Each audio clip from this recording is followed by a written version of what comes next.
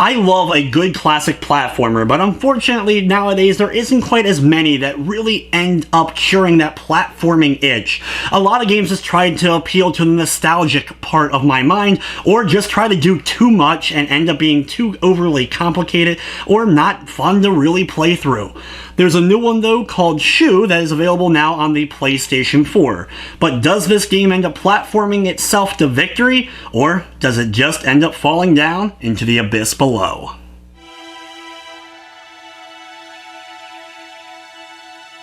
By definition, Shoe is a very classic style of platformer, going from left to right, making your way through the various levels, and once you complete a stage, moving on to the next one. There's collectible items throughout the course of your adventure, with an emphasis, of course, on trying not to die too many times as you're rushing on through. The game has a lot of inspiration from Donkey Kong Country as well as the more recent Rayman titles.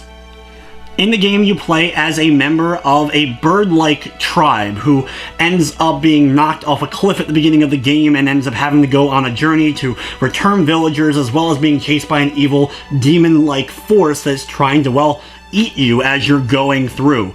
The tribe itself is a little bit reminiscent of the Rito tribe from The Legend of Zelda Wind Waker, and I really do like the whole kind of cute look to each of these characters that you end up meeting along your journey end up having. They definitely ended up pulling me in and made me enjoy the game even more so than I already was.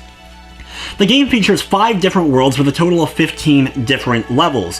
While your character itself can only jump and glide using the R1 button, as you're making it through the various different worlds, new villagers are introduced to join you for periods of time during the levels, and this ends up changing up the overall gameplay mechanics. So not only does each world look and feel a bit different from the previous one, it also provides new gameplay challenges to make sure that the game stays fresh for each of the worlds that you get to explore. Of course, with a platformer like this, the most important part is how does it end up playing, and it platforms extremely well. There was only a couple of times here and there where I thought I hit a button and didn't make it through, but usually it was my own fault if I ended up falling to my doom or ended up getting crushed by a giant rock or other kind of pillar that was falling down on me. I enjoy platformers that have a flying or gliding mechanic. I love in this game being able to hit a wind stream and then move really quickly through it, letting go at the right moment to stop gliding so that I can quickly kind of transfer to another airstream or get through a small opening, trying to barely get past all the spikes that are lining the various walls and ceilings. When you introduce the various new villagers as you're making it through the levels, then everything changes up. You'll have villagers that end up being able to do ground pounds to break various objects. They have ones that can open up stuff, like you'll have flowers, and by pressing circle, it'll open up the flower or close it, and you have to go back and forth from flower platform to flower platform while doing so. You'll get the chance to ride a wild boar and charge through various walls. You'll get time manipulation and be able to slow down various crushers so that you can barely end up squeaking by. There's a good variety to these various different moves that really ends up making each level as you're making it through enjoyable and a bit different.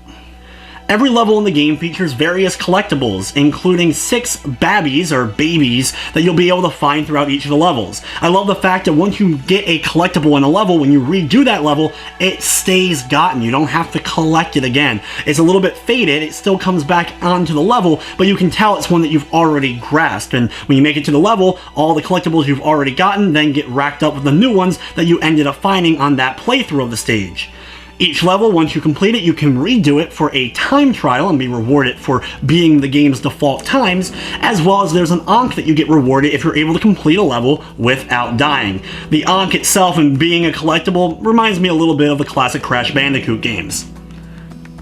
While the game starts off easy, there are definitely moments throughout the course of it, especially obviously when you make it to the farther parts. There's a lot of sections and levels where you gotta keep on running and moving fast as the giant monster is trying to grab a hold of you. If you end up getting killed, you'll go back to the previous checkpoint, which thankfully the game provides a plethora of various different checkpoints. You do have lives, but you earn new lives every time you reach one of these checkpoints, so I ended up never running out of lives during the course of a level playthrough.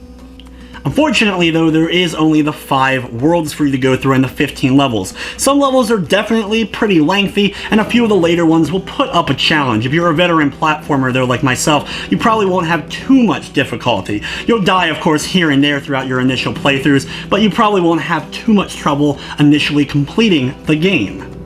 In total, to complete each of the game's levels, as well as get all the gold butterflies, though I have not no-defed all the levels by any means quite yet, it only took me a little over an hour and a half to 2 hours in order to do so.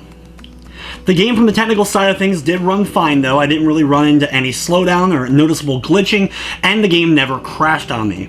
The soundtrack, while a little bit subdued at times, definitely has some good music as you're making it through. I love the sound effects that each of the characters also end up making as you're using their various different abilities while playing through the game. Shu is available on the PlayStation 4 for $11.99, and it does feature a full trophy list with a shiny platinum trophy.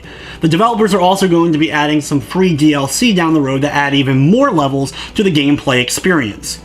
Even though it is short, I love a good playing platformer, and that's exactly what Shu is. It will remind you of other great platforming games as you're going through, but it is one of the more standout indie platformers that I've played in the last couple of years. I have to say though, the game won me over. I love the characters, I think the music is pretty good, and it has solid platforming that I had a blast going through. I just wish there was more to it. Even with the collectibles and the no death awards, I wish there was more levels, as I really did enjoy the whole mechanics that the game ends up having. I may be giving it a bit of a high score here because the platforming though was very fun for me even though it was short, and I'm going to be giving it an 8 out of 10. But anyway guys, that's going to wrap up this review. I'd like to thank you for watching, and of course I hope you enjoy.